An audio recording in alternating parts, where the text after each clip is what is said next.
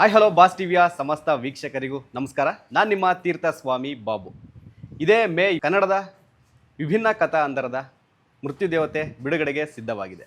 ಸದ್ಯ ಚಿತ್ರದ ಬಗ್ಗೆ ಮಾತನಾಡೋದಕ್ಕೆ ನಮ್ಮ ಜೊತೆ ಕಲಾವಿದ್ರ ಜೊತೆಗೆ ಮೇಯ್ನಾಗಿ ಪ್ರೊಡ್ಯೂಸರ್, ಡೈರೆಕ್ಟರ್ ಇದ್ದಾರೆ. ಅವರೆಲ್ಲರಿಗೂ ವೆಲ್ಕಮ್ ಮಾಡೋಣ. ಮೊದಲನೇದಾಗಿ ಮಹೀನ್, ನವೀನ್ ಸರ್ ಮತ್ತು ಸಾರಿಕ್ ಅವರೇ ವೆಲ್ಕಮ್. ಸೊ ಎಲ್ಲರೂ ಹೇಗಿದ್ದೀರಾ? ಚೆನ್ನಾಗಿದೆ. ನೀವು ಚೆನ್ನಾಗಿದ್ದೀರಾ? 100% ಚೆನ್ನಾಗಿದ್ದೀವಿ ಸರ್. ನಿಮ್ಮ ನೋಡ್ತಾ ಇರೋ ನೀವೇ ಒಂಥರ ಜೋಶ್, ಅದರಲ್ಲೂ ನಿಮ್ಮ ಚಿತ್ರತಂಡ ಇನ್ನೂ ಸ್ವಲ್ಪ ಜಾಸ್ತಿನೇ ಜೋಶಲ್ಲಿದ್ದಾರೆ ಎಲ್ಲರೂ ಕೂಡ. ಸೊ ಏನು ಹೇಳ್ತೀರಾ? ರಿಲೀಸ್ ರೆಡಿ ಆಗಿದೆ, ಏನು ಹೇಳ್ತೀರಾ?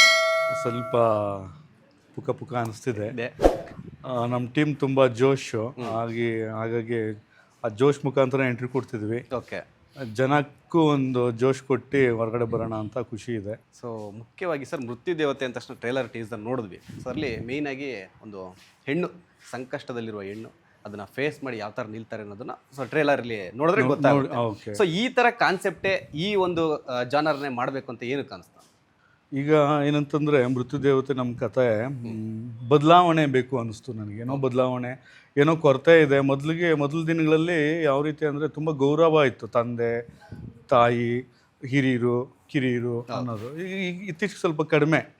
ಈಗಿನ ಬದಲಾವಣೆ ಯಾವ ರೀತಿ ಇದೆ ಅಂತಂದರೆ, ಒಂದು ಏನೋ ತಂದೆ ಮಕ್ಕಳು ಒಂಥರ ಸ್ನೇಹಿತರ ಥರ ಇರೋದು, ಅವರ ತಂದೆ ಎದುರುಗಡೆ ಮಕ್ಕಳು ಬೇರೆ ಬೇರೆ ದುರಭ್ಯಾಸಗಳು ದುಶ್ಚಟಗಳನ್ನೇ ಮಾಡೋದು, ಒಂಥರ ಗೌರವಗಳು ಕಡಿಮೆ ಇದೆ. ಈ ಒಂದು ನಮ್ಮ ಕಥಾ ಸಾರಾಂಶದಲ್ಲಿ ಗೌರವಕ್ಕೆ ಒಂದು ಬದಲಾವಣೆಗೆ ಒಂದು ರೂಪ ಕೊಡೋಣ ಕತೆ ಮುಖಾಂತರ, ಅದರಲ್ಲೂ ಒಂದು ಹೆಣ್ಣು ತಿಳುವಳಿಕೆಯಲ್ಲಿ ಹೇಳ್ಸೋಣ ಅಂತ ಅನ್ನಿಸ್ತು.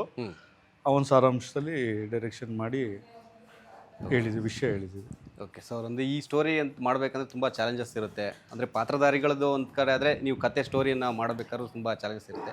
ಸೊ ಯಾವ ಥರ ಚಾಲೆಂಜಸ್ ಇತ್ತು, ಏನೇನು ಅಂತ? ಮೊದಲಿಂದ ಸ್ಟಾರ್ಟ್ ಮಾಡಿದಾಗಿಂದನೂ ಇಲ್ಲಿಯೂ ತನಕನೂ ಚಾಲೆಂಜೇ. ಆದರೆ ನಮ್ಮ ಇಷ್ಟು ಎಲ್ಲ ಓವರಾಲ್ ಹೇಳ್ಬೇಕಂದ್ರೆ, ಈ ಕುಟುಂಬ ಒಂದು ಎಲ್ಲರೂ ಸೇರಿಸಿ ಕುಟುಂಬ ಮಾಡ್ಕೊಂಬಿಟ್ಟಿದ್ದೀನಿ.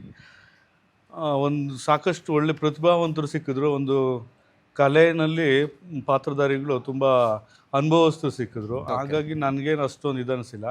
ತುಳಸಿ ಸ್ಟುಡಿಯೋಯಿಂದ ಸ್ಟಾರ್ಟ್ ಮಾಡಿದ್ರಿ, ನನ್ನ ಡೈರೆಕ್ಟ್ರು ದೇವುಯಿಂದ ಸ್ಟಾರ್ಟ್ ಮಾಡಿದ್ರಿ. ಅಲ್ಲಿಂದ ಇಲ್ಲಿ ತನಕನೂ ಅಲ್ಲಿಂದನೇ ಎಲ್ಲ ಪ್ರತಿಯೊಂದು ಮ್ಯೂಸಿಕ್ ಆಗ್ಬೋದು, ಪ್ರತಿಯೊಂದೂ ಓವರಾಲ್ ಎಲ್ಲನೂ ಅಲ್ಲಿಂದನೇ ಸ್ಟಾರ್ಟ್ ಆಯಿತು. ಎಲ್ಲ ಅದೇ ಅನುಭವ ಅವರಲ್ಲಿ ತುಂಬ ಇದರಿಂದ ಕಾಣಿಸೋದ್ರಿಂದ ಚೆನ್ನಾಗಿ ಏನು ಅಷ್ಟೊಂದು ತೊಂದರೆ ತಗೊಳಿಲ್ಲ. ಸಾಕಷ್ಟು ಒಂದು ಒಳ್ಳೆ ಪ್ರತಿಭಾವಂತರೇ ಸಿಕ್ಕಿರೋದ್ರಿಂದ ಅನುಕೂಲ ಆಯಿತು.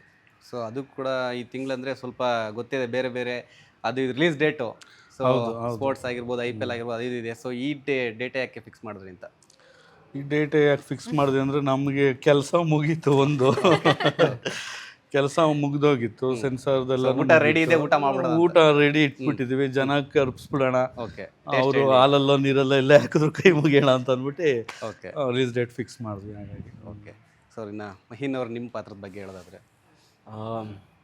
ನಾನು ಕಿಶೋರ್ ಅನ್ನೋಂಥ ಒಂದು ಪಾತ್ರ ಮಾಡಿದ್ದೀನಿ ಇದರಲ್ಲಿ. ಏನಂದರೆ ಒಬ್ಬ ರಿಚೆಸ್ಟ್ ಕಿಡ್ ಅವನು.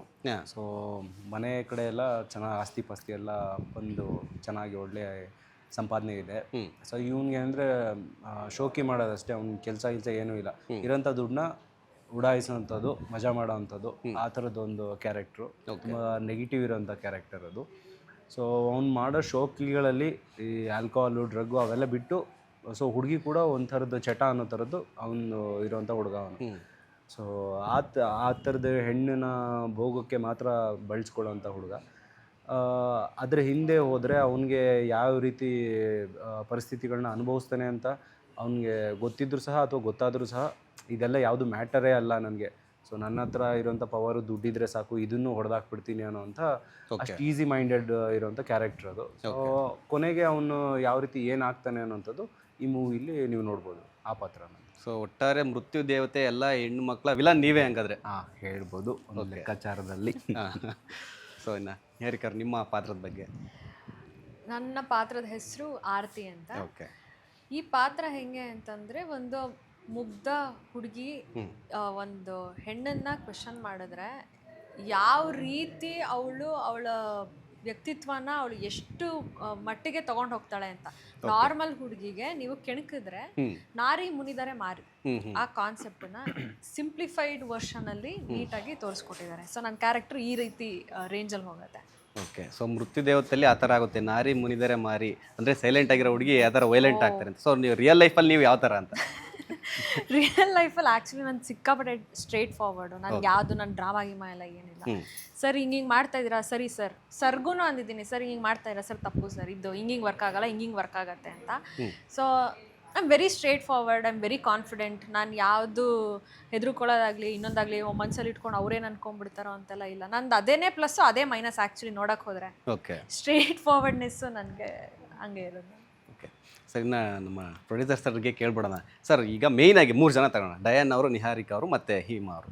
ಸೊ 3 ಜನದಲ್ಲಿ ಯಾರನ್ನ ಹ್ಯಾಂಡಲ್ ಮಾಡೋದು ಕಷ್ಟ ಆಯ್ತು ಅಂತ? ಯಾರು ಸ್ವಲ್ಪ ಜಾಸ್ತಿ ತಲೆಹರಟೆ, ಜಾಸ್ತಿ ಕಾಲೆಳೆದು, ಜಾಸ್ತಿ ತುಂಟಾಟ ಯಾರ್ದು ಅಂತ? ಯಾರು ಫೇವ್ರೇಟ್ ಅಂತಲೂ ಆ್ಯಡ್ ಮಾಡ್ಬಿಡಿ. ಹಾಂ, ಫೇವ್ರೇಟು. ಮೂರು ಕ್ವಶನ್ ಅಂತ. ಹಾಂ, ಇದು ಬೇಕಾಗಿತ್ತು, ಇದು ಆ್ಯಕ್ಚುಲಿ ಬೇಕಾಗಿತ್ತು.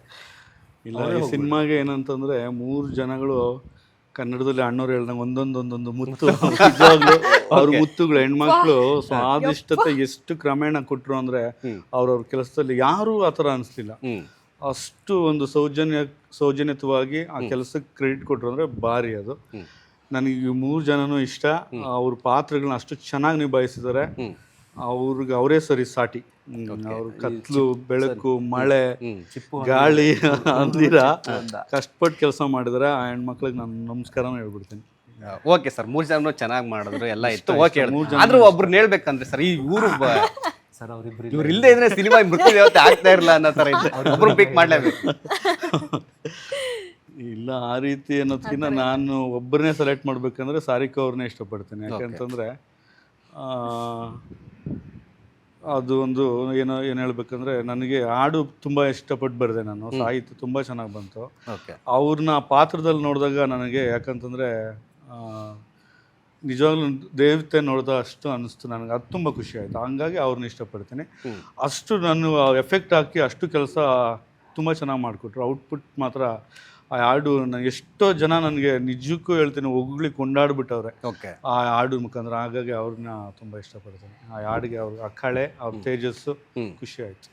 ಸರ್, ಅಂದರೆ ಒಂದು ಕತೆ ವಿಚಾರವಾಗಿ, ಕತೆ ಒಂದು ಯಾವುದೇ ಮಾಡಬೇಕಂದ್ರೆ ಅಟ್ಲೀಸ್ಟ್ ನಮಗೆ ಅದರದ್ದು ಏನಾದರೂ ರಿಯಲ್ ಸ್ಟೋರಿ ಕೇಳಿರ್ತೀವಿಲ್ಲ, ನೋಡಿರ್ತೀವಿ, ಏನೋ ಒಂದು ಈ ಥರ ಒಂದು ಇಂಟ್ ಇದ್ದೇ ಇರುತ್ತೆ. ಸೊ ಮೃತ್ಯು ದೇವತೆಯಲ್ಲಿ ಈ ಒಂದು ಸ್ಟೋರಿ ಹೇಳೇ ಮಾಡಬೇಕಂದ್ರೆ ನಿಮ್ಗೆ ಏನಾದರೂ ಒಂದು ಅದರದ್ದು ಅನುಭವ ಆಗಿರ್ಬೋದು, ಅನುಭವ ಅನ್ನೋದಕ್ಕಿಂತ ಅದ್ರ ಆಗಿರೋಂಥವ್ರು ನಿಮ್ಮ ಹತ್ರ ಏನಾದ್ರು ಹೇಳಿರೋದು, ಈ ಥರ ಏನಾದ್ರು ಆಗಿದೆಯಾ? ಆಗಿದೆ.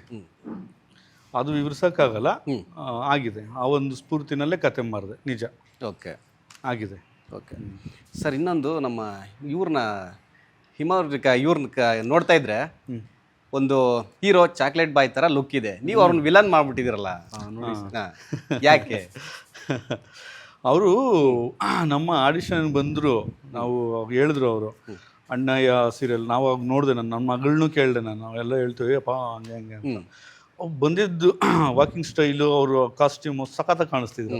ಹೆಂಗೆ ಇನ್ನ ನನ್ನ ವಿಲನ್ ಮಾಡಲಿ ನೋಡೋಣ, ನಾವು ದೇವು ಒಂದು ಸ್ವಲ್ಪ ಮಾತಾಡ್ತೀವಿ, ಸ್ವಲ್ಪ ನೋಡಾದ್ಮೇಲೆ ಕಳಿಸ್ಬಿಟ್ಟು ಬೇಕಾ ಇವರು ಅಂತ ಒಂದು ವಿಡಿಯೋ ಮಾಡಿದ್ರು ನಾವು.